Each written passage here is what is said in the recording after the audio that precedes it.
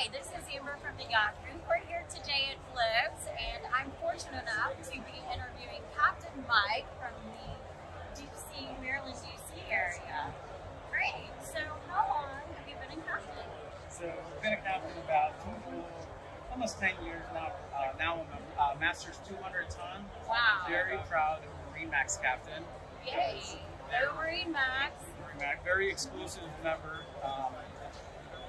fraternity to be one of their trusted captains. And I'm not a salesman. I'm a regular captain. I honestly came because I love this device. Yeah. I've been using it.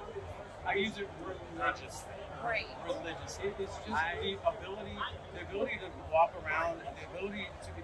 Yes, you can have a helm right by, on the starboard side, but you still have the decking, the railing, and all that. It's nothing like standing and seeing. It's awesome. I can stand on the stern. I can have a full view. It's just unparalleled. It's another person, to be honest with you. This is truly another person. I do this.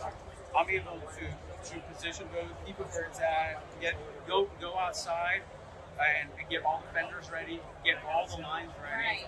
If my boat drifts, I hit a button, and I put it back in the spot, and then I go to dock. I do everything myself.